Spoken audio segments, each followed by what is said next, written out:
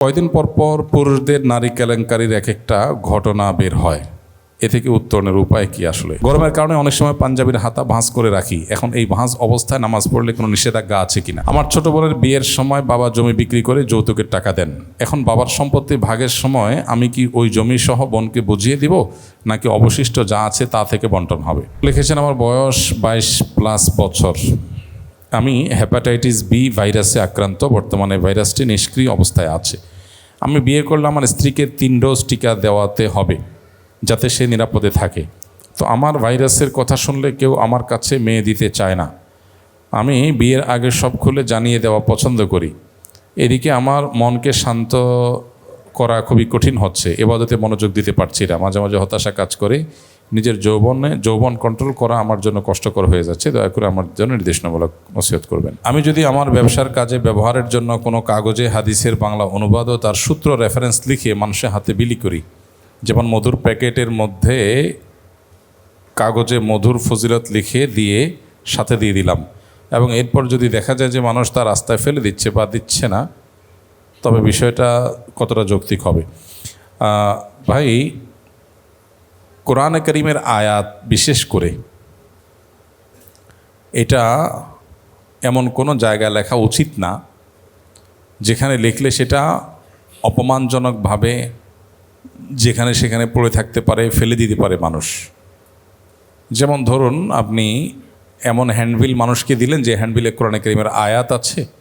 হ্যান্ডবিলটা মানুষ দেখার পর ফেলে দিবে, ছুঁড়ে ফেলবে, ড্রেনে যাবে, ময়লার সাথে মিশবে, এটা জানা কথা। ওয়ালে এমন জায়গায় আয়াত লিখেছেন যে জায়গায় আসলে ময়লা আবর্জনা পড়বে, নাপাকও লাগতে পারে। তো এগুলো কোরআনের প্রতি অসম্মানের শামিল। এগুলো করা উচিত না। যদি মনে হয় যে না, অসম্মানজনক কোনো জায়গায় পড়বে না, সেরকমভাবে এটাকে হেফাজত করা হবে, তাহলে সেখানে লেখা যেতে পারে। তো কোরআনে কারীমের একরাম জরুরি। ঠিক একইভাবে হাদিসের ক্ষেত্রেও হাদিস অথবা কোনো দোয়া, এগুলো অসম্মানজনকভাবে কোনো জায়গায় পড়তে পারে। সেরকম যদি জোরালো সম্ভাবনা থাকে তাহলে সেটা অ্যাভয়েড করা দরকার। তবে এক্ষেত্রে অবশ্যই হাদিসের চাইতে কোরআনের গুরুত্ব অনেক বেশি, এবং কোরআনের হুরমত বা মর্যাদাটা রক্ষা করার ব্যাপারে একটু বেশি সতর্ক থাকতে হবে। হাদিসের ক্ষেত্রে অনুবাদ দেয়া যেতে পারে, এবং আপনার হাদিসের মধ্যে যদি কোনো আয়াত না থাকে, শুধু সলিড হাদিস থাকে, সেটা থাকতে পারে কোনো পোস্টারে, কোনো হ্যান্ডবিলে। আর কোরআন আয়াতও থাকতে পারে যদি মনে হয় যে সেটা অসম্মানজনক জায়গায় পড়বে না। সব পোস্টার, সব হ্যান্ডবিল একরকম না। বাকি কমার্শিয়াল যে হ্যান্ডবিলগুলো তৈরি করা হয়, এগুলো সাধারণত মানুষ ছুঁড়ে ফেলে দেয়। এটা ফেলে দেওয়াটাই স্বাভাবিক। বিধায় এখানে কোরআন হাদিসের আয়াত এবং উক্তি কোট করতে আমাদেরকে দায়িত্বশীলতার পরিচয় দিতে হবে। এরপরে প্রশ্ন হলো, আমার বয়স 33 বছর। 13 বছর বয়স থেকে আমি পর্নোগ্রাফি, মুভি, গান শোনায় আসক্ত। শুরুতে আমি MP3, MP4 ডিভাইস ব্যবহার করতাম। আমি তখন থেকে প্রতিদিন 2-3টা মুভি প্রতিদিন দেখতাম।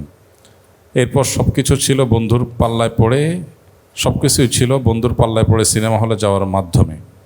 এখন অনলাইনে 10-12 ঘন্টা সময় গান, রিলস, মুভি দেখে নষ্ট করি। অসংখ্যবার তওবা করেছি, কিন্তু বারবার তা ভঙ্গ করে দ্বিগুণ আকারে এসব কাজ আবার শুরু করি।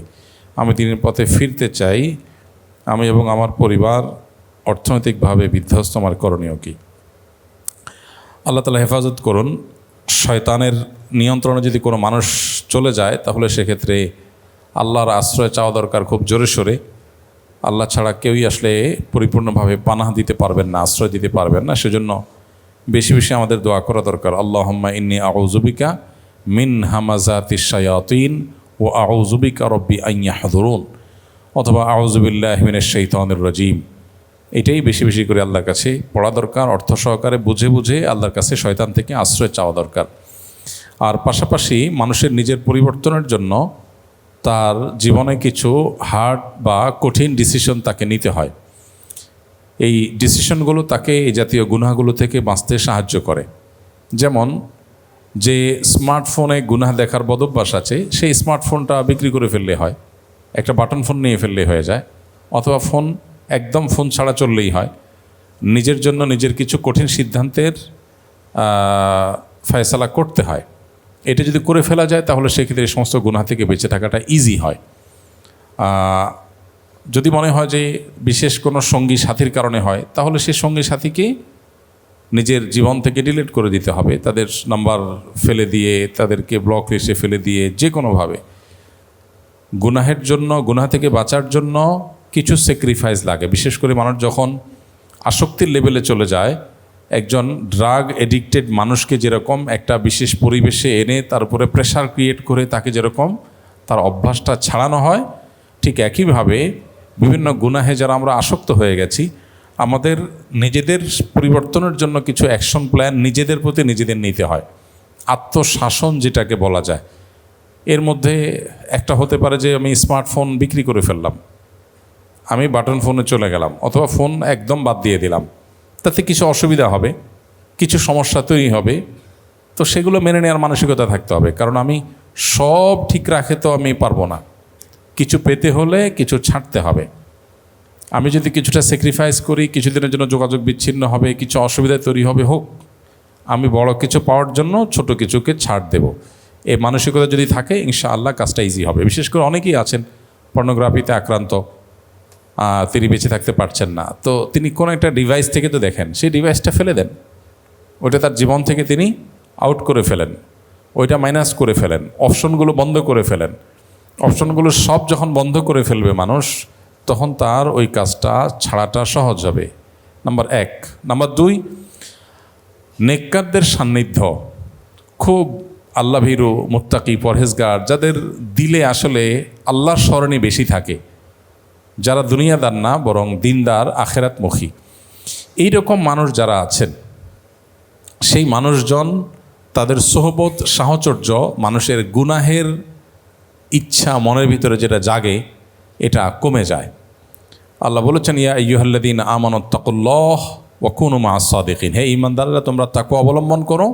আর তাকওয়া হাসিলের একটা উপায় হলো নেককার, মুত্তাকি, পরহেজগার, সাদিক, সাচ্চা ঈমানদার, আল্লাহওয়ালা যারা, তাদের সোহবত, সাহচর্য, এটা মানুষকে নেক হতে সাহায্য করে। এক ব্যক্তি নবী করিম সাল্লাল্লাহু আলাইহি সাল্লামের কাছে এসে সে জেনা করার পারমিশন চেয়েছে। চিন্তা করা যায়, সে নবী সাল্লাল্লাহু আলাইহি সাল্লামকে বলছে যে, ইয়া রাসূলুল্লাহ, ইসলাম তো জেনা হারাম করেছে, বাট আমার জেনা করতে হবে, আমি চাই আপনি আমাকে পারমিশন দেন। আমাদের কাছে কেউ এসে এরকম কোনো কথা বললে, কোনো আলেমের কাছে বললে, আমরা হয়তো রিয়্যাক্ট করতাম। নবী করিম সাল্লাল্লাহু আলাইহি সাল্লাম রিয়্যাক্ট করেন নাই। তিনি অত্যন্ত বুদ্ধিদীপ্তভাবে আল্লাহ প্রদত্ত ইলম এবং হিকমা দিয়ে তাকে বুঝিয়েছেন, এবং তার বিবেকে আঘাত হতে পারে এরকম কিছু প্রশ্ন করেছেন। নবী সাল্লাল্লাহু আলাইহি সাল্লামের কাছে এরকম আরও অনেক কেস এসছে, অনেক কেস আসছে যারা জেনা করে এসেছে, অথবা জীবনে কোনো অন্যায় বা পাপের পথে সে পা বাড়িয়ে ফেলেছে। নবীজি প্রশ্ন রেখেছেন যে, তুমি যার সাথে জেনা করবে, তুমি কি চাও যে তোমার মায়ের সাথে কেউ জেনা করে? বলে, না ইয়া রাসূলুল্লাহ, প্রশ্নই ওঠে না, এটা আমি কোনোদিন সহ্য করবো না। তোমার বোনের সাথে কেউ জেনা করে, তুমি সহ্য করবে? বলে, না ইয়া রাসূলুল্লাহ, আমি সহ্য করবো না। তোমার স্ত্রীর সাথে? বলে, না, মেয়ের সাথে ওর অসম্ভব। তখন নবী করিম সাল্লাল্লাহু আলাইহি সাল্লাম বলেছেন, তুমি যে জেনা করতে চাচ্ছ, সেই মেয়েটা কারোর মা, কারোর বোন, কারোর স্ত্রী, কারোর মেয়ে, তো কিভাবে তুমি সেটা করতে পারো? নবী করিম সাল্লাল্লাহু আলাইহি সাল্লামের এই মোটিভেশন। আর এর চেয়ে বড় কথা হলো, একটু আগে যে জেনা করার পারমিশন চেয়ে এসেছিল, নবী সাল্লাল্লাহু আলাইহি সাল্লামের সামান্য সময়ের সোহবত এবং সাহচর্যে তার জেনা করবার আগ্রহটাই অন্তর থেকে হারিয়ে গেছে। তো এখান থেকে বোঝা যায়, আল্লাহর নেককার বান্দাদের সাহচর্যে থাকলে গুনাহ করার যে অন্তরে খারাপ ইচ্ছা থাকে, এটা দূর হয়ে যায়। তাহলে দুইটা অ্যাকশন প্ল্যান বললাম আমরা। এক হলো গুনাহের রাস্তা বন্ধ করে ফেলা, মোবাইলটা বিক্রি করে ফেলা, ডিভাইসটা সরায় ফেলা, একাকী থাকার মতো পরিবেশ আছে সেটা দূর করে ফেলা, একাকী না থাকা, নানানভাবে গুনাহের রাস্তা বন্ধ করা। বিশেষ করে জেনা এবং এই জাতীয় গুনাহের ব্যাপারে আল্লাহ তাআলা নির্দেশনা হলো, ওয়ালা তাকরাবুজ জেনা, জেনার কাছেও যেও না, কাছেও যেও না আল্লাহ বলেছেন। আল্লাহ এই আয়াতে বলেন নাই ওয়ালা তাজনু, অন্যান্য জায়গায় আসছে বিভিন্নভাবে কোরআন হাদিসে, বাট এখানে আল্লাহ বলেন নাই ওয়ালা তাজনু, আল্লাহ বলেছেন ওয়ালা তাকরাবুজ জেনা। আল্লাহ বলেন নাই জেনা করো না, আল্লাহ বলছেন জেনার কাছেও যেও না। অন্যান্য অপরাধের ব্যাপারে আল্লাহ এভাবে বলেন নাই। আল্লাহ বলেছেন লা তাকতুলু আনফুসাকুম লা তাকতুলু আওলাদাকুম খাশিয়াতা ইমলাক, তোমাদের সন্তানদের তোমরা হত্যা করো না খাদ্যের ভয়ে, ভ্রূণ হত্যা করো না, গর্ভস্থ সন্তান হত্যা করো না। আল্লাহ তাআলা বিভিন্ন গুনাহের ব্যাপারে ডাইরেক্ট নিষেধ করেছেন। জিনার ব্যাপারে আল্লাহ এখানে এই আয়াতে বলেছেন জিনার কাছেও যেও না। কেন? কারণ আল্লাহ জানেন তিনি সৃষ্টিকর্তা, মানব প্রকৃতি তিনি জানেন, তার চেয়ে বেশি কে জানে? তিনি আমাদের সৃষ্টি করেছেন, আমাদের প্রকৃতির দুর্বলতা তিনি জানেন। এই জন্য তিনি বলেছেন জিনার কাছেও যেও না, কাছে গেলে তুমি আর রিটার্ন আসা কঠিন হয়ে যাবে। এই জন্য চোখ নিয়ন্ত্রণ করতে হয়, কারণ চোখ নিয়ন্ত্রণ না করতে পারলে অন্তর নিয়ন্ত্রণ করা যায় না, এরপরে নিজের ইজ্জত সম্ভ্রম সব চলে যায়। এই জন্য আগে থেকে শরীয়ত আমাদেরকে বাদ দেওয়া শিখিয়েছে। আর এই ভোগবাদী পৃথিবী বলবে কি, সব ওপেন থাকবে, কিন্তু আবার কেউ কারোর উপরে চড়াও হওয়া যাবে না, সবাই নিজেকে কন্ট্রোল রাখতে হবে। সাংঘর্ষিক বিষয়। আপনি উন্মাদনা সৃষ্টি করবেন, আপনি নানাভাবে মানুষকে প্ররোচিত করবেন, আবার বলবেন না কোনো অনাচার যেন না হয়, যা হবে যেন মিউচুয়াল আন্ডারস্ট্যান্ডিংয়ের মাধ্যমে হয়। আর সব জায়গায় মিউচুয়াল আন্ডারস্ট্যান্ডিংয়ের মাধ্যমে কি হবে? একজন কাউকে দেখে তার মনে ধরেছে, কিন্তু সে তাকে হাতের নাগালও পায় নাই, মিউচুয়াল আন্ডারস্ট্যান্ডিং হয় নাই, তো সে কী করবে? আপনি বলেন নিজেকে কন্ট্রোল করবে। কন্ট্রোল কিভাবে করবে? আপনি তো উস্কে দিয়েছেন, উস্কে দেওয়ার পর বলতেছেন কন্ট্রোল করবে, সে তো কন্ট্রোল তো করবে না। সে যাকে দেখেছে তাকে না পেলে যাকে হাতের নাগালে পাবে তার উপরে চড়াও হবে। আজকে যে ব্যত্যয় গোটা সমাজে আমরা দেখতে পাচ্ছি, এটা আমাদেরই কর্মের ফল। আমরা যেরকম ডিজাইন করেছি তার কুফল আমরা ভোগ করছি। তো কেউ এ জাতীয় বদভ্যাসের গুনাহ থেকে বাঁচতে চাইলে, অনেক যুবক, অনেক তরুণ, আমাদের অনেক ভাইরা তারা বাঁচতে চায়। তো বাঁচতে চাওয়ার জন্য আমরা বলেছি প্রথমত গুনাহের পথটা একদম বন্ধ করে ফেলে। এর জন্য কিছু সৎসাহস লাগে। রোগ যখন বড় হয় তখন অপারেশনে যেতে হয়, ট্যাবলেটে কাজ হয় না, ক্যাপসুলে কাজ হয় না। এই জন্য আপনার শুধু দোয়া দুরুদ পড়ে গুনাহ থেকে বেঁচে যাবেন এরকম চিন্তা না করে, বরং দোয়া তো করবেনই, তার আগে আপনি একটু কঠিন অ্যাকশনে যান, যে আমি গুনাহের রাস্তাটা একদম কাট করে ফেলব। যে বন্ধু আমাকে খারাপ পথে নেয় তার সাথে সম্পর্ক একদম ছিন্ন করে ফেলবো, দূরে কোথাও চলে যাব একদম, সে আমার আর খুঁজেই পাবে না কিছুদিনের জন্য। এরপর দেখবেন আস্তে আস্তে সহজ হয়ে গেছে। আর দ্বিতীয় বলেছি, খুব নেককার আল্লাহ ভীর মুত্তাকি মানুষদের সাহচর্য, তাদের সান্নিধ্য, তাদের মজলিস, এটা যত বেশি আপনি মেনটেন করতে পারবেন তত বেশি গুনাহ থেকে বের হয়ে আসা সম্ভব হবে। আর তৃতীয় হলো আল্লাহর কাছে চোখের পানি ফেলে দোয়া করা। আল্লাহ ছাড়া আসলে কেউই মানুষকে জাহান্নামমুখী কর্মকাণ্ড থেকে পরিপূর্ণভাবে রক্ষা করতে পারবেন না। এই জন্য আল্লাহর কাছে পানা চাওয়া এবং দোয়া করা, চোখের পানি ফেলে ফেলে আল্লাহ আপনি আমাকে হেফাজত করেন। লিখেছেন আমার বয়স 22+ বছর, আমি হেপাটাইটিস বি ভাইরাসে আক্রান্ত, বর্তমানে ভাইরাসটি নিষ্ক্রিয় অবস্থায় আছে। আমি বিয়ে করলে আমার স্ত্রীকে 3 ডোজ টিকা দেওয়াতে হবে যাতে সে নিরাপদে থাকে। তো আমার ভাইরাসের কথা শুনলে কেউ আমার কাছে মেয়ে দিতে চায় না। আমি বিয়ের আগে সব খুলে জানিয়ে দেওয়া পছন্দ করি। এদিকে আমার মনকে শান্ত করা খুবই কঠিন হচ্ছে, ইবাদতে মনোযোগ দিতে পারছি না, মাঝে মাঝে হতাশা কাজ করে, নিজের যৌবন কন্ট্রোল করা আমার জন্য কষ্টকর হয়ে যাচ্ছে। দয়া করে আমার জন্য নির্দেশনামূলক নসিহত করবেন। আমাদের তথাকথিত স্ট্যাটাস বা আমাদের সামাজিক মর্যাদার যে একটা ট্যাবু আছে, এইটা যদি আমরা ভাঙতে পারি তাহলে অনেক সমস্যার সমাধান হয়ে যাবে, অনেক সমস্যার সমাধান হয়ে যাবে। উপার্জন কম, আয় কম, চলতে পারি না, আপনি স্ট্যাটাস পায়ের নিচে পিষ্ট করে ফেলেন, দেখবেন চলতে পারবেন, কোনো ব্যাপার না। আমাদের খেয়ে পরে বেঁচে থাকার জন্য খুব বেশি অসুবিধা হয় না। অসুবিধা হয় কিসের জন্য? ভাবসাবের জন্য। এই ভাবসাবটাকে যদি পায়ের নিচে মাড়ায় ফেলানো যায়, সব সমস্যার সমাধান হয়ে যায়। এই জন্য পরিবারের সবাই মিলে বসে সিদ্ধান্ত নিতে হয় যে আমরা কোনো ভাবসাব বলতে কোনো কিছু রাখবো না, আমরা কারোর সাথে কম্পেয়ার করতে যাব না। আমাদের সমাজে কারোর সাথে কম্পেয়ার করার দরকার নাই, আমরা আমাদের মতো ইউনিক। সবাই আজকাল এটা করে, বিয়ে হলে এত টাকা খরচ করে, এটা হলে ওইটা করে, তো যার আছে সে করতেছে করুক, আমি করব না, আমি আমারটা নিয়ে অনেক হ্যাপি। মানুষ দুনিয়াতে সুখে থাকার মূল মন্ত্রই নবী করিম সাল্লাল্লাহু আলাইহি ওয়াসাল্লাম আমাদেরকে বলে দিয়েছেন, আল গিনা গিনান নাফস। মনকে যদি সে প্রস্তুত করে যে আমি আল্লাহ যা দিয়েছেন এটা নিয়ে অনেক হ্যাপি থাকবো, তো এর চেয়ে সুখী মানুষ পৃথিবীতে আর নাই, সে আসলেই ধনী। আর যার 4 তলা 6 তলা করার পারমিশন পাইছে, 6 তলা করা শেষ হয়েছে, এরপরেও রড বাইর করে রাখছে ছাদে। কেন বাইর করে রাখে? আমি মাঝে মধ্যে কোনো ছাদে গেলে টেলে কারণ এরকম রড দেখলে আমি মাঝে মধ্যে একটু প্রথম একটু হতাম যে ব্যাপার কি, এত সুন্দর বিল্ডিং করছে, রডটা কেটে সমান করে ফেলবে, কি রড বাইর করে রাখছে। প্রথম বুঝতাম না, পরে বুঝলাম ও আচ্ছা, ওনার খাহেশ এখনও আছে, যে রড জোড়া দিয়ে উপরে আর 2টা রুম করবে, এখন টাকা নাই সেজন্য রডটা বাইর করে রাখছে। তো নবীজি বলেছেন লাইসাল গেনা বিকাসরাতিল আরদ, অনেক প্রাচুর্য অনেক সম্পদ হওয়ার মধ্যে সচ্ছলতা নিহিত নেই। 6 তলা 8 তলা হওয়ার পরও আরও রড বাইর করে রাখছে। এই লোকটা ধনী না গরিব? কেন গরিব? টাকা নেই। টাকা থাকলে তো রড বাইর করে রাখতো না। তাহলে বেচারা আসলে কি গরিব। আর আরেকজন তার কুড়ের ঘর আছে, রড নাই, বাইর করবে কোত্থেকে? তার যা আছে সেটা নিয়ে সে বিশাল হ্যাপি, অনেক হাসি খুশি, আল্লাহর কাছে সে মন খুলে আলহামদুলিল্লাহ বলে, হ্যাঁ, পান্তা ভাত কাঁচামরিচ দিয়ে খেয়ে শুকরিয়া জানায়, যা আছে এটা নিয়ে শুকরিয়া জানায়। তো এই লোকটা আসলেই সচ্ছল, আসলেই ধনী।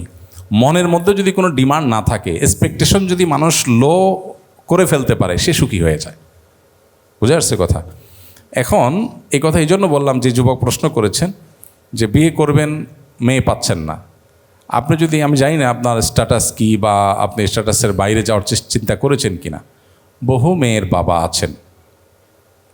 বাবা আছেন যারা তাদের মেয়েকে বিয়ে দেওয়ার জন্য কোনো রকম একটা ছেলে হলেও দিবেন, পাচ্ছেন না। এরকম বহু মেয়ের বাবা আছেন। আপনি যদি স্ট্যাটাস থেকে একটু নামার চিন্তা করেন, তাহলে দেখবেন আপনার জগৎটা অনেক কি হয়ে গেছে,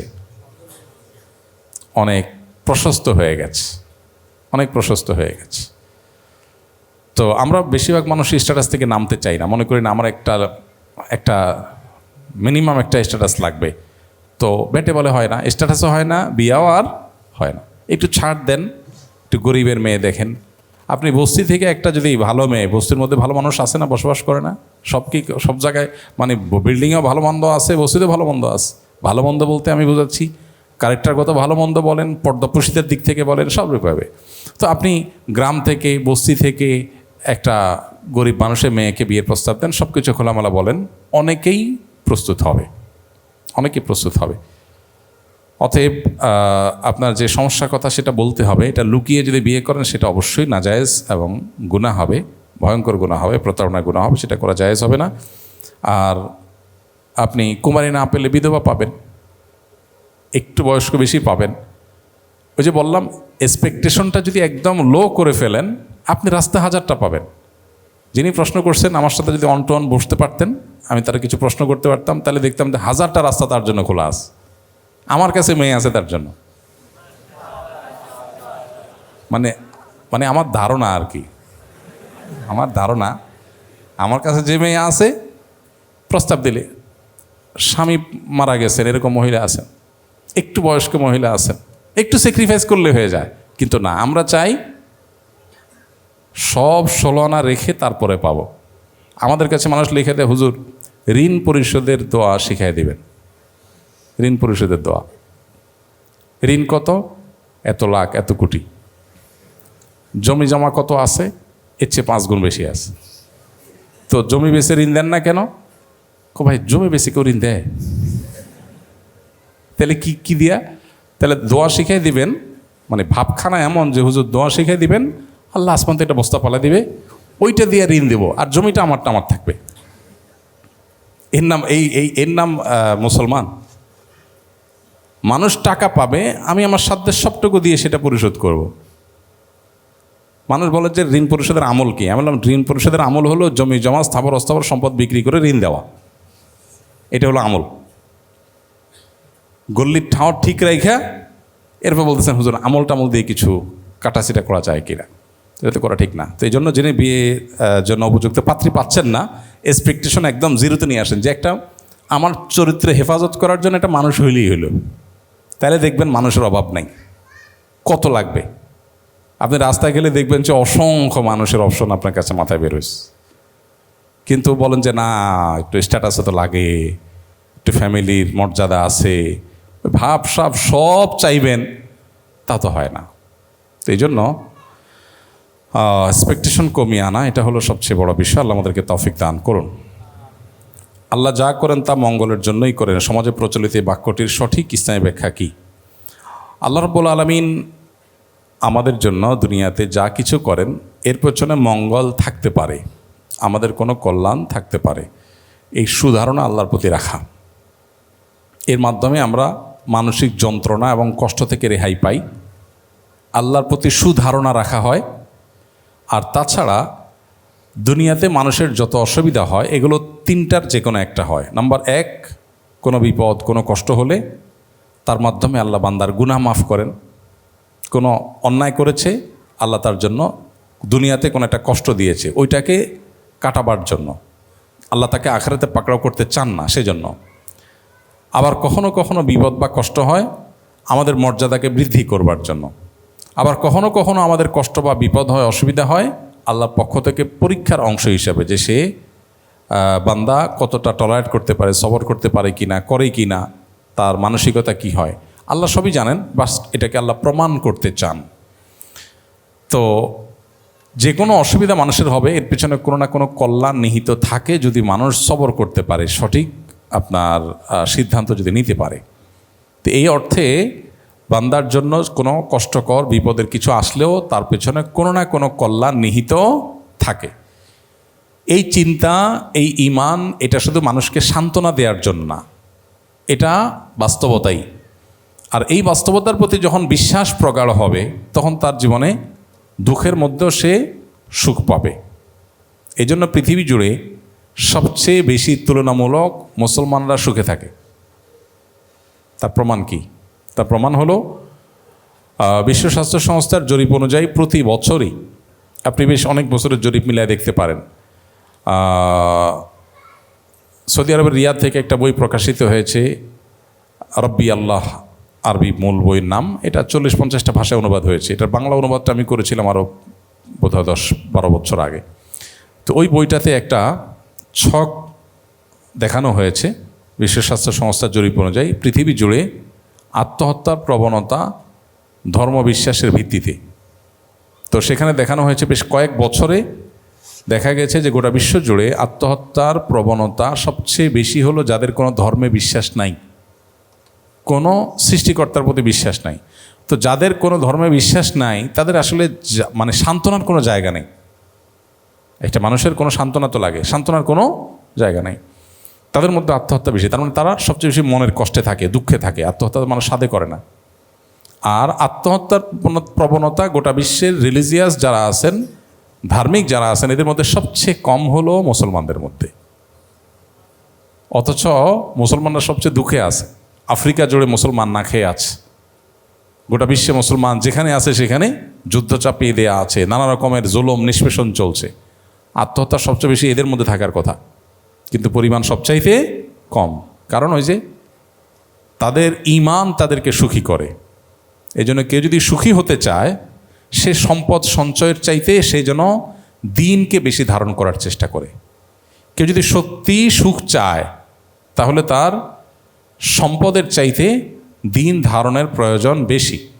হ্যাঁ, কেউ যদি ভাবসাব চায় তাহলে ডেফিনেটলি সম্পদ লাগবে। ভাবসাব ভিন্ন জিনিস, আর সুখের অভিনয় এক জিনিস, আর সুখ আরেক জিনিস। সুখের ভালো অভিনেতা হতে চান তাহলে অনেক টাকা পয়সা লাগবে, আর সুখী হতে চান তার জন্য দিন লাগবে, দিন আল্লাহর কাছে নিজেকে সারেন্ডার করার মতো মানসিকতা লাগবে, বাস। তো এই জন্য যা কিছু হয় বান্দার সব কিছুই বান্দার জন্য আল্লাহ মঙ্গলের জন্য করেন। এটার অর্থ হলো যে দুনিয়াতে যত বিপদই হবে ইমানদারের জন্য সেটা কখনো অকল্যাণের হয় না। তার পেছনে কোনো না কোনো কল্যাণ থাকেই। শুধু বান্দার দরকার হয় সবরটা করা। সবর করতে পারলেই কল্যাণকর হয়। নবী করিম সাল্লাল্লাহু আলাইহি ওয়াসাল্লাম বলেছেন, আজাবান লি আমরিল মুমিন, আজাবান লি আমরিল মুমিন ইন্না আমরাহু কুল্লাহু খায়র। ইমানদারের পুরো বিষয়টাই খুব পিকুলিয়ার, অদ্ভুত। কারণ ইমানদারের জীবনের সব কিছুতেই কল্যাণ। ইন আসাবাহু খায়রুন, ইমানদারের জীবনে যদি কোনো ভালো কিছু হয়, কোনো সুসংবাদ আসে, উপকারী কিছু আসে, তখন সে শাকারা, আল্লাহর শুকরিয়া জানায়, আলহামদুলিল্লাহ বলে, ক্রেডিটটা আল্লাহকে দেয়, তো একদিকে সে নেয়ামত পেয়েছে, আবার শুকরিয়া আদায় করে সে সওয়াব পেয়েছে, দুই দিকে লাভ। ওয়াইন আসাবাহু শাররুন, আর ইমানদারের যদি কোনো ক্ষতি স্পর্শ করে তাকে, বিপদ আসে, সবারা, তখন সে সবর করে, ধৈর্য ধারণ করে। ফাকানা খায়র আল্লাহ, আর ধৈর্য ধারণ করলে তার বিনিময়ে সে আল্লাহর কাছে রিওয়ার্ড পায়। তাহলে সুখ পেলেও তার লাভ, দুঃখ পেলেও, হাতি মরলেও লাখ, বাঁচলেও লাখ। ইমানদার অবস্থা এরকম। এই জন্য নবীজি বলেছেন আজাবান লি আমরিল মুমিন। তো এই জন্য যে ভাই প্রশ্ন করেছেন তার প্রশ্ন উত্তর হলো এটাই যে আল্লাহ যাই করেন বান্দার জন্য মঙ্গলের জন্য করেন। এর মানে হলো সবর যদি করতে পারে বান্দা, তাহলে দুনিয়ার কোনো অকল্যাণ, দুনিয়ার কোনো কষ্টই মানুষের জন্য ক্ষতিকর নয়। শুধু সবর যদি সে করতে পারে, এটা তার বহুগুণ লাভ হয়ে তার কাছে ফিরে আসবেই আসবে। আল্লাহ আমাদেরকে সবরের তৌফিক দান করুন। একটি মাত্র আমল আছে, একটি মাত্র আমল আছে, যে আমলের বিনিময়ে আল্লাহ ব্ল্যাঙ্ক চেক দিবেন, ব্ল্যাঙ্ক চেক দিবেন। সমস্ত আমলের বিনিময়ে এত নেকি, এত সওয়াব। কোরআনে কারীমের একটা হরফ, একটা অক্ষর তেলাওয়াত করলে কত নেকি? 10টা নেকি। নেকি কি? নেকি জিনিসটা কি? আখিরাতের কারেন্সি। আমরা টাকাটা ভালো বুঝি, যদি বলতাম যে 10 টাকা পাওয়া যাবে, তাহলে এটা ব্যাখ্যা করা লাগতো না, তাই না? যে একটা অক্ষর পড়লে 10 টাকা পাওয়া যাবে। আরে টাকা বাদ দেন, 10 পয়সা পাওয়া যাবে, তারপরেও কি বোঝা যাইতো। বাট নেকি বুঝি না। এটা আখিরাতের কারেন্সি, যেই দেশে গেলে আর ব্যাক করবেন না, যে দেশের কারেন্সির আর কখনো কনভার্ট করার দরকার হবে না, যেই জগতের কারেন্সির কখনো কনভার্ট করার দরকার, কারণ ওখান থেকে আর কোনো জগতে যাওয়ার অপশন নেই। লাস্ট ডেস্টিনেশন অফ লাইফ, মানুষের জীবনের সর্বশেষ গন্তব্য, সেখানকার কারেন্সি প্রতি হরফে 10 নেকি, 10টা কারেন্সি। কিন্তু সওয়াবের ব্যাপারে আল্লাহ বলেছেন ইন্নামা ইউওয়াফাস সাবিরুনা আজরাহুম বিগাইরি হিসাব। যারা ধৈর্য ধারণ করবে বিপদে আপদে কষ্টে জিমখিসে, যাক আল্লাহর ফায়সালা মেনে নিস, হজম করবে, আল্লাহ তাদের বিনিময় দিবেন ব্ল্যাঙ্ক চেক দিয়া, হিসাব ছাড়া। আল্লাহ আমাদেরকে সবর করার তৌফিক দান করুন। আজকের সমাজে নামাজি কালামে মানুষ পাবেন, পর্দা করেন, হাত মোজা পামোজা করেন, সেরকম পর্দানসীন মহিলা পাবেন, দাড়ি টুপি আছে মাশাল্লাহ, হালাল হারাম মেনটেন করেন, এরকম মানুষ পুরুষ পাবেন। কিন্তু সবরকারী মানুষ খুব বেশি পাবেন না, খুব কম। আলেম বড়, সবর নেই। আবেদ বড়, সবর নেই। বোরকার সাইজ ঠিক আছে, কিন্তু কি নেই? হালাল হারাম মেনটেন করেন, কিন্তু সবর নেই। ঘরে ঘরে বেসবরে ভরা। সবরওয়ালা মানুষ এখন পাওয়া যায় না। এখন সবাই নিজেকে অমরি মেজাজের মানুষ মনে করে, সবাই নিজেকে মুসাই মেজাজের মানুষ মনে করে। আমি কোনো উল্টাপাল্টা দেখলে আমার মাথা ঠিক থাকে না, একদম উল্টাপাল্টা আমার সহ্য হয় না। উনি নিজে ঠান্ডা মাথা অনেক উল্টাপাল্টা করে যান, শুধু আরেকজনটা দেখলে মাথা গরম হয়ে যায়। শয়তান তার অপকর্মকে তার কাছে সুশোভিত করে দিয়েছে, সে মনে করছে সে অনেক ভালো মানুষ। আল্লাহ আমাদেরকে সবরের তৌফিক দান করুন। আস-সবরু জামিল, সবরের চাইতে সুন্দর কিছু নেই। আল্লাহ আমাকে আপনাকে আমাদের সবাইকে বেশি বেশি সবর করার তৌফিক দান করুন। যারা সবর করতে পারে এদের মর্যাদা আল্লাহ দুনিয়াতে বাড়ায়, আখেরাতেও বাড়ায়। এজন্য সবরকারী মানুষ অনেক বেশি দরকার। সাধারণ ইবাদত বান্দেগী কত আমল, সুবহানাল্লাহ আলহামদুলিল্লাহ কবার বলছেন, এটা চেয়ে বড় জিনিস হলো কতবার সবরের ডোক গিলতে পারছেন। মেজাজের বিরুদ্ধে কিছু হয়েছে, ডোকটা গিলে ফেলছেন, এটা কঠিন কাজ। আল্লাহ আমাদের তৌফিক দান করুন। আমি এবং আমার স্ত্রী শিক্ষা ক্যাডার সুপারিশপ্রাপ্ত। আমার আর বিসিএস দেবার তেমন ইচ্ছা নেই, কেননা অন্যান্য ক্যাডার দুজন একসাথে থাকা কঠিন। কিন্তু আমার পরিবার চায় আমি যেন অ্যাডমিন বা ফরেন ক্যাডারের জন্য ট্রাই করি। আমি কি ট্রাই করব? ভাই, এই জাতীয় বিষয়গুলো বিশেষ করে ব্যক্তিগতভাবে বসে আলাপ করলে ভালো হয়, আলেমদের সাথে একটু খোলামেলা আলাপ করলে ভালো হয়। কারণ পুরো জিনিসটা একটা ছোট্ট প্রশ্নের মধ্যে ক্লিয়ার হয় না। আসলে আপনার কাছে অপশনগুলো কি কি? মৌলিক কথা হলো, একান্ত নিরুপায় হলে একজন নারী তিনি জব করবেন, ব্যবসা বাণিজ্য করবেন। ইসলাম নারীদেরকে বলেছে রাজকন্যার মতো বাসায় বসে বসে তারা খাবে দাবে, শরীরে তাও দিবে, আর সুখ শান্তি করবে। আর পুরুষদেরকে বলছে তোমরা বাইরে দৌড়াও, ঝগড়াঝাটি করা লাগলে করবা, গালিগালি শোনা লাগলে শুনবা, মায়ের খাওয়া লাগলে খাবা, পিটান খাওয়া লাগলে খাবা, কাজ করতে গিয়া জেলে যাওয়া লাগলে যাবা, হাত পা ভাঙা লাগলে ভাঙবা। কিন্তু মহিলাদেরকে বলছে তোমরা বাসা বসে বসে খাও, অকর্ণা ফি বইয়তি কন্যা। আর এই পুরুষ শাসিত সমাজ অধিকার দেওয়ার নাম করে আমাদের মেয়েদেরকে পাম্পটি দিয়ে রাস্তা বের করে দিস। কি বলছে? বলে যে তোমরা রাস্তায় গেলে তোমরা স্বাবলম্বী হবা, নিজের কামাই হবে, নিজের পায়ে দাঁড়াবা। খুব ভালো কথা। পশ্চিমা দুনিয়াতে দেখেন, সারা পৃথিবীতে ম্যাচ সিস্টেম। হাজব্যান্ড ওয়াইফ দুজন চাকরি করে, দুজনে ইনকাম করে, একজনের সংসারে গ্যাস বিল দেয়, আরেকজন পানির বিল দেয়। ম্যাচের সিস্টেম না? আচ্ছা, ভালো কথা, মিলের মধ্যে শেয়ারে হলো, ওকে ফাইন। বাচ্চাটা কার গর্ভে আসবে? ও আচ্ছা, তো এখানে শেয়ারের সিস্টেম তো নাই নাকি? আচ্ছা, বাচ্চা গর্ভে আসলে সেটা কি খুব আরামের কাজ না কষ্টের কাজ? কত কষ্ট! আল্লাহ বলেছেন আয়াত কি, হামালাতহু উম্মুহু কুরহা ওয়া ওয়াদাআতহু কুরহা।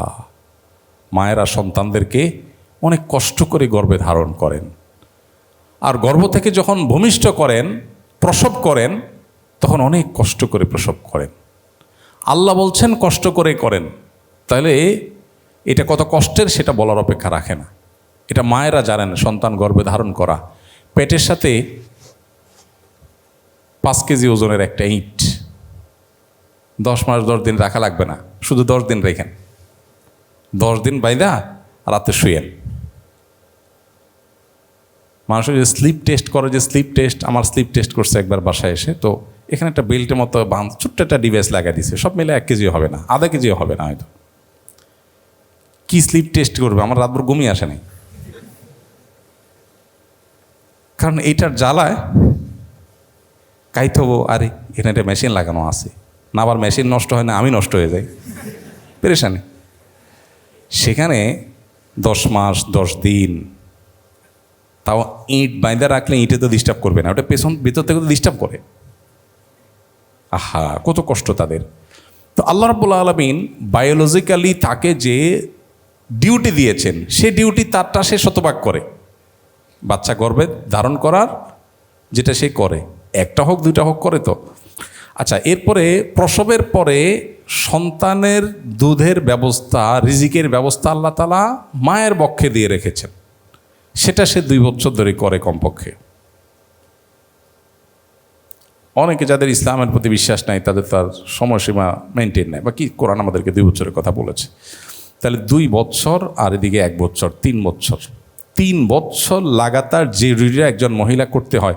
পুরুষের জীবনে কষ্ট বহুত আসতে পারে, এরকম অবধারিত কষ্ট একটাও নাই যে সারা জীবনে 3 বছর অবধারিত এরকম কষ্ট আছে পুরুষের জীবনে। কষ্ট হতেও পারে, নাও হতে পারে, কম হতে পারে, বেশি হতে পারে, কিন্তু অবধারিত কষ্ট মহিলার জীবনে আছে, পুরুষের জীবনে নেই। তো এত কষ্ট যেটা আল্লাহ তাআলা বায়োলজিক্যালি তার উপরে চাপিয়েছেন, কেন আল্লাহ তাকে ঘরের মধ্যে থাকার জন্য বলেছেন? কেন? কারণ তার যে ডিউটি আছে, এই ডিউটির জন্য ঘরে থাকাটা উপযোগী। বাচ্চাকে দুধ খাওয়ানোর জন্য কি অফিসের টেবিল উপযোগী না বাসার বেড? তো আল্লাহ জানেন না, সৃষ্টি করেছেন আল্লাহ তাআলা, নাউজুবিল্লাহ, আল্লাহ তো ভালো জানেন, এই জন্য আল্লাহ বলেছেন। এখন আল্লাহর সিস্টেমকে চেঞ্জ করে আমরা মেয়েদেরকে বলছি, না ঠিক আছে, তোমাদেরও তো দরকার আছে টাকা পয়সা, তোমরাও কামাই করো, পাম্পটি দিয়ে বাইর করে দিলাম। বাইর করে আমাদের কামাইয়ের যে দায়িত্ব ছিল, পুরো সংসার চালানোর দায়িত্ব ছিল আমাদের, এখন বলছি পানির বিলটা তুমি দাও, বিদ্যুৎ বিলটা, গ্যাস বিলটা তুমি দাও। তাহলে আমার ডিউটির একটা অংশ তার উপরে চাপাইছি, আর তার ডিউটি 16 আনা সে করতেছে।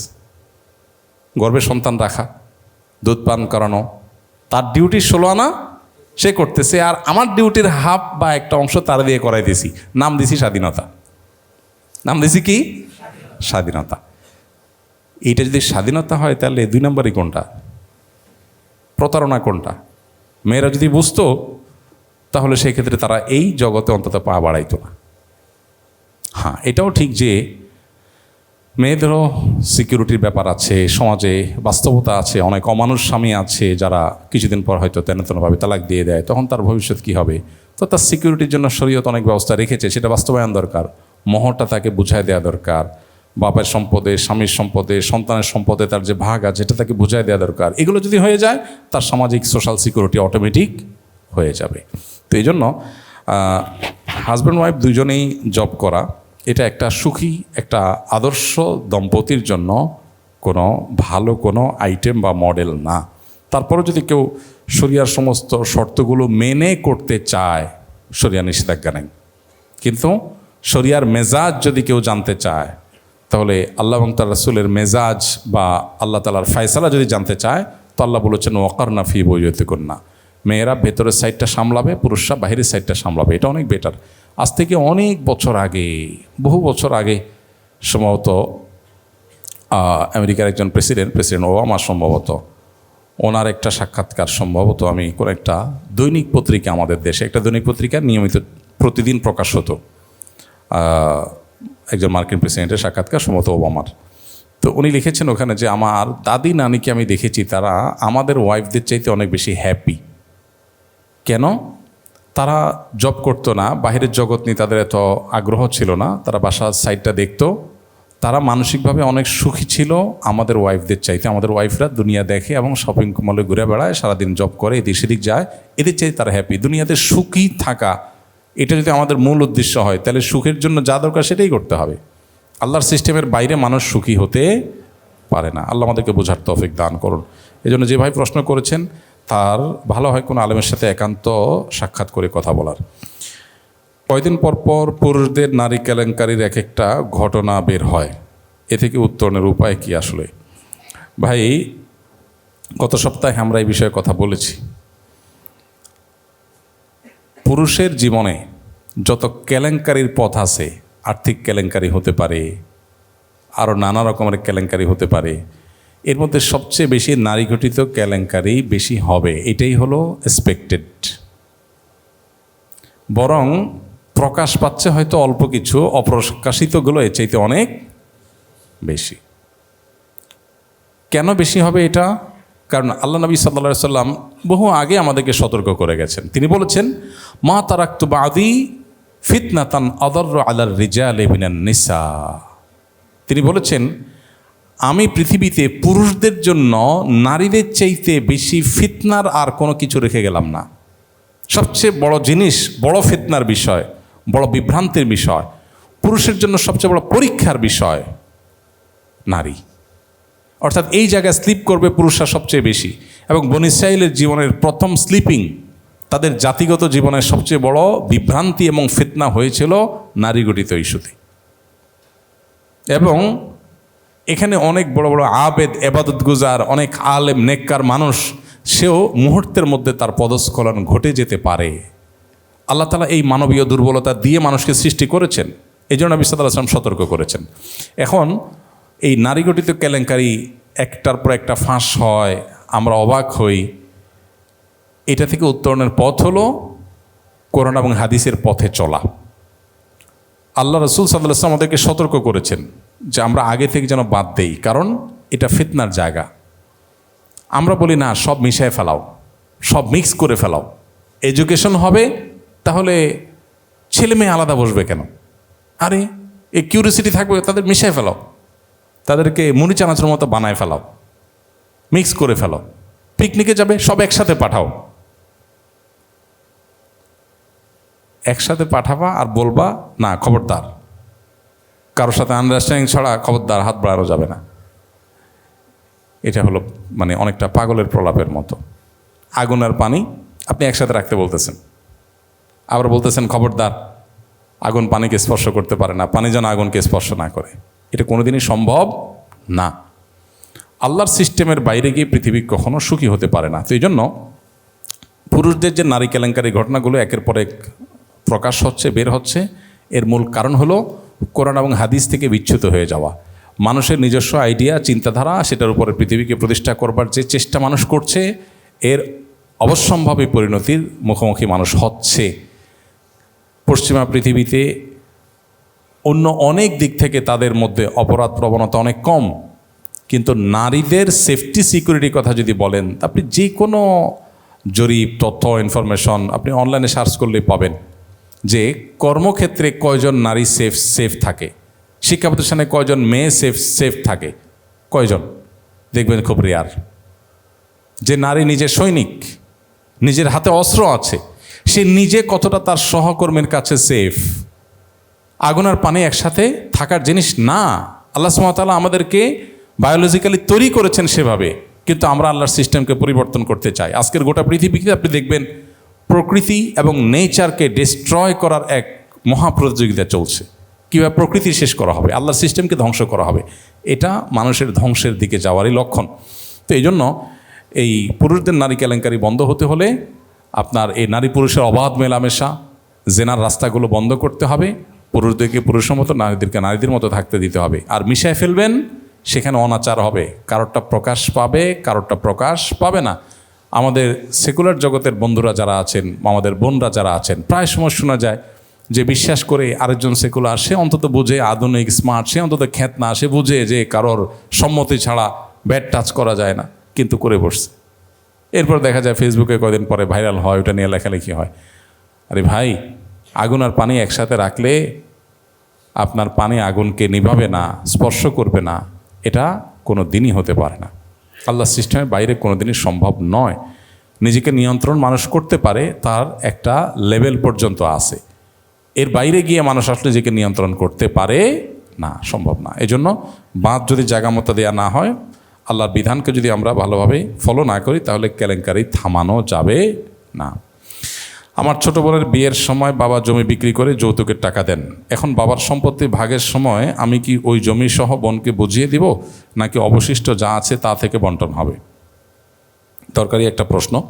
আমাদের সমাজে এই জিনিসটা অনেক সংসারে হয়। বোনকে বিয়ে দেওয়ার সময় বাবা অনেক টাকা খরচ করে বিয়ে দিয়েছেন।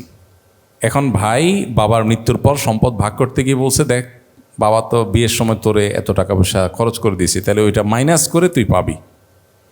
আবার অনেক সময় দেখা যায় ভাইয়েরা তারা বাবার জন্য কিছু খরচ টরচ করেন, তো সেটা তারা কেটে রাখেন।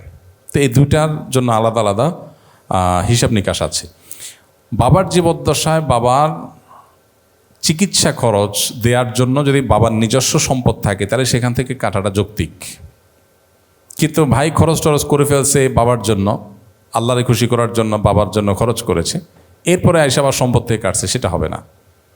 বাট যেটা হতে পারে যে বাবার জীবদ্দশায় খরচ হবে, তো বাবার অ্যাসেট আছে সেখান থেকে খরচ হবে, এটা সন্তানরা করতে পারে, কোনো অসুবিধা নেই। কিন্তু মেয়ের বিয়েটা ব্যতিক্রম বিষয়। মেয়ের বিয়ে দেওয়া এটা বাবার কর্তব্য। মেয়ের বিয়ে দেওয়াটা বাবার উপরে শরিয়া কর্তৃক আরোপিত কর্তব্য। অতএব বিয়ে দিতে গিয়ে যত খরচ আছে, এই সব খরচ বহন করবে কে? বাবা। সো বিয়ে দিতে গিয়ে যদি কোনো যৌতুকও দিতে হয়েছে বাবাকে, সেটা বাবার কর্তব্য হিসাবে দিতে হয়েছে। এখন বোনকে সম্পদ দেওয়ার সময় ওইটা মাইনাস করে ভাই দিতে পারবেন না। কথা কি বুঝাতে পারছি? বিশেষ করে যৌতুক যদি দিয়ে থাকে, বিয়ের জন্য যৌতুক দিতে হয়েছে সেজন্য, এবং এটা মেয়ের স্বামী পক্ষ, শ্বশুরবাড়ির লোকজন তারা নিয়েছে, অন্যায়ভাবে নিয়েছে, যৌতুক হারাম, সে হারাম নিয়েছে তারা, কিন্তু যেভাবেই হোক এটা খরচ করতে হয়েছে, তাহলে বাবার কর্তব্য পালন করেছে। এখন বোনের সাথে এটা মাইনাস করা যাবে না। কিন্তু এই বিষয়গুলোতে ভাই বোনদের মধ্যে মিউচুয়াল আন্ডারস্ট্যান্ডিং থাকা জরুরি।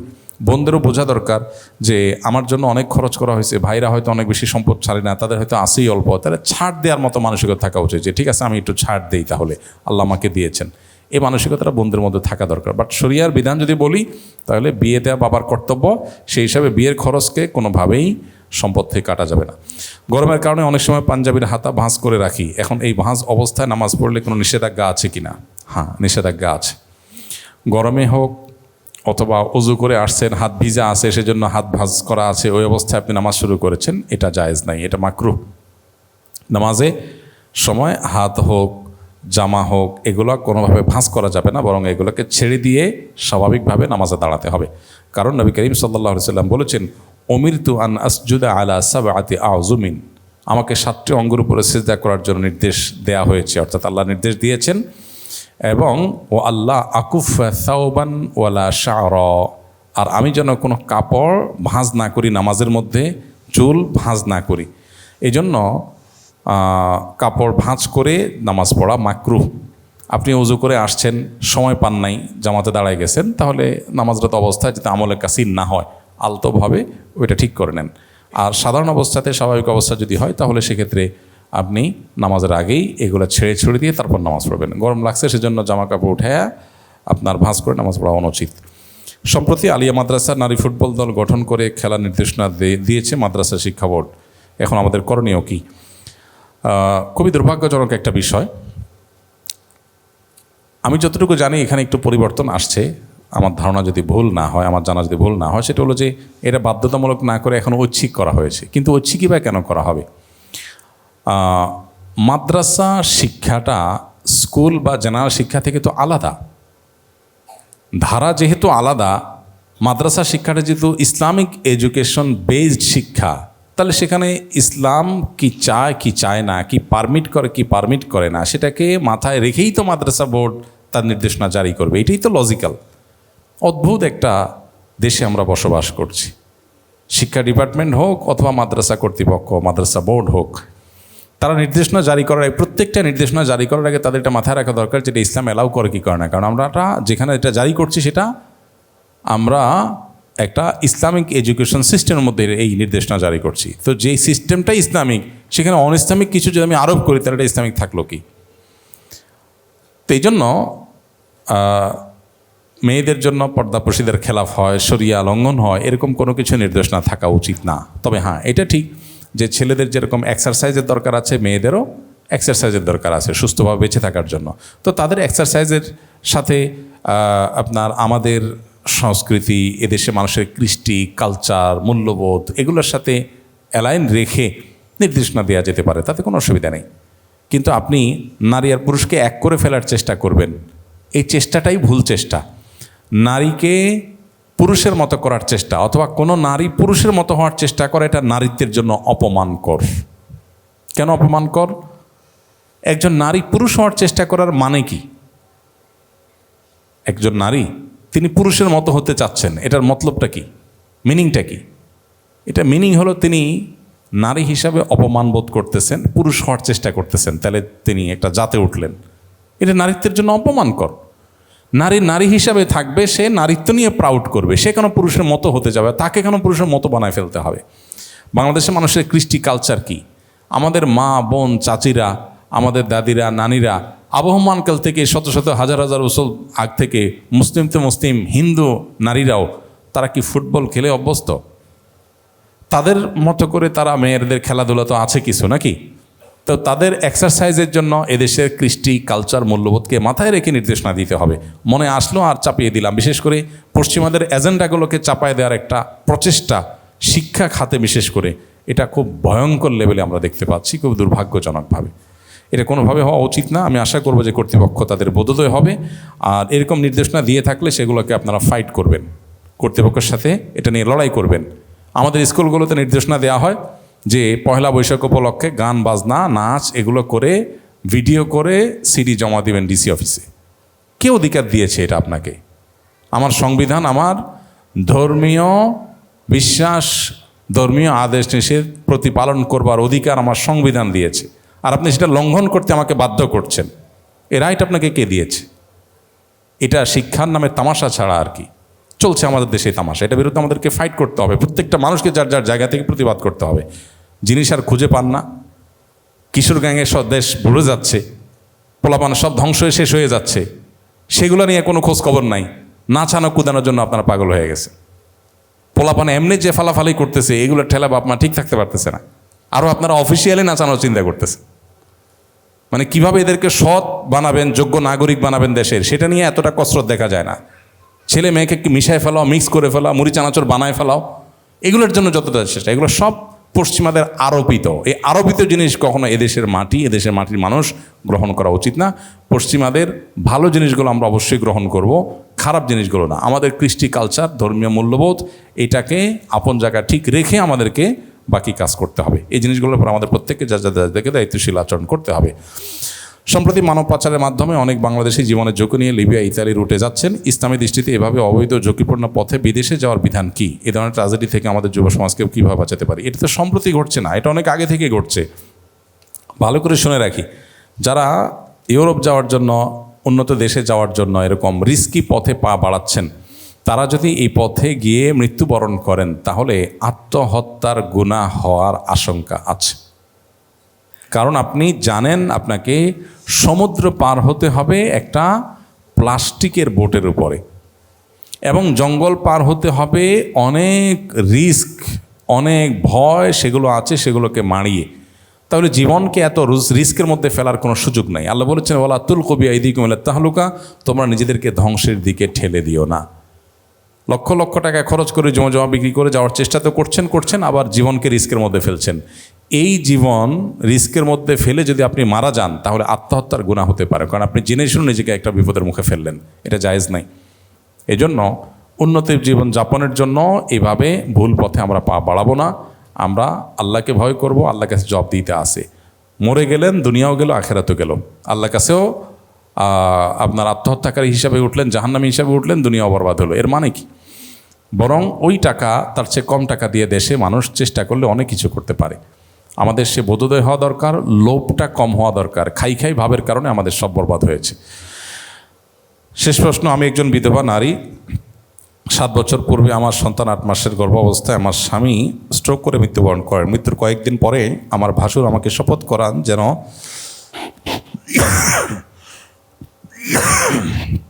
যেন আর কোনোদিন বিয়ে না করি। আমি একটি স্কুল অ্যান্ড কলেজের শিক্ষকতার পেশায় আছি।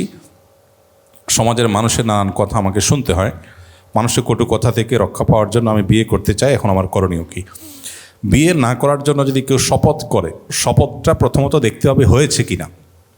শরিয়ার দৃষ্টিকোণ থেকে শপথ এক জিনিস, আর আমাদের সমাজের পরিভাষায় শপথ অনেক সময় ভিন্ন জিনিস হয়। আমাদের সমাজের পরিভাষায় যেমন একজন বলল, বাপের ক্রিয়া করলাম, মায়ের ক্রিয়া করলাম, পোলার মাথা শুয়ে করলাম, তো এগুলাতে কি হয় না? শপথ হয় না। শপথ হয় কিসে? আল্লাহর নামে। যদি বলে যে আল্লাহর কসম আমি বিয়ে করব না, এটা যদি আপনার ভাসুর আপনাকে এরকম শপথ করায় থাকে, তাহলে প্রথমত আপনার ভাসুর অন্যায় করেছে, আপনি নিজে অন্যায় করেছেন। উভয় তওবা করা উচিত, কারণ এটা কোনো সঠিক বা ভালো কোনো শপথ না। একজন বিধবা নারী তার স্বামী মৃত্যুর পর 4 মাস 10 দিন তিনি অপেক্ষা করবেন। এরপর যদি গর্ভবতী হন, সন্তান প্রসব পর্যন্ত তিনি অপেক্ষা করবেন। এরপর তিনি যে কোনো জায়গায় বিয়ে বসতে পারেন। বরং বিয়ে বসাটাই হলো শরিয়ার নির্দেশনা এবং চাহিদা। বিয়ে না বসে থাকাটা শরিয়ার চাহিদা নয়। আমাদের সমাজে এটা ট্যাবু হয়ে গেছে যে বিধবা নারীরা বিয়ে করলে মানুষ খারাপ চোখে দেখে। কোনো পুরুষের স্ত্রী মারা গেলে সে বিয়ে করলে খারাপ চোখে দেখে। এটা আমাদের সমাজের রোগ এবং ব্যাধি এবং মূর্খতা, অজ্ঞানতা। একজন মানুষ তার জীবনে জীবন সঙ্গিনীর প্রয়োজন হয়, জীবন সঙ্গীর প্রয়োজন হয়। এখানে শুধু সেক্সুয়াল ইস্যুই থাকে না, এর বাইরেও ইস্যুস থাকে।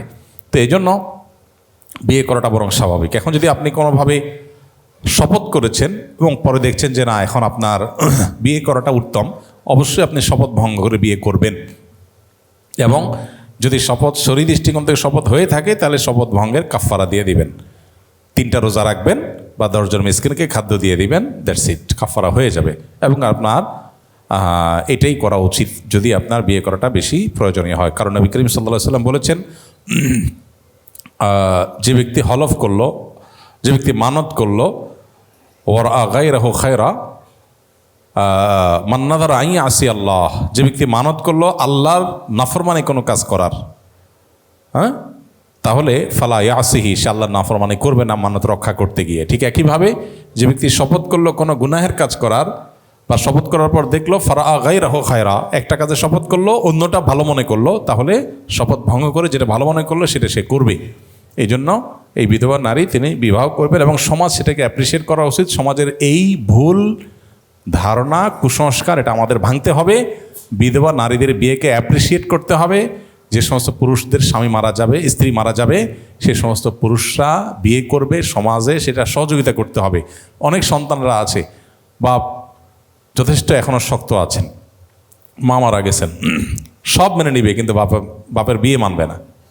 নামাজি কালামি ছেলে মেয়ে এটা মানে না, অজ্ঞানতা এবং মূর্খতা ছাড়া কিছুই না। বাপের যদি সত্যিই আপনার হিতাকাঙ্ক্ষী হয়ে থাকে তাহলে বাবাকে বিয়ে দেওয়ার ব্যাপারে পজিটিভ থাকা। হ্যাঁ, বাবা নিজে করতে না চাইলে ভিন্ন কথা, তো সন্তানদের পজিটিভ থাকা দরকার। তো সমাজের এই ভুল ধারণা আমাদের ভাঙতে হবে। আল্লাহ আমাদের তৌফিক দান করুন।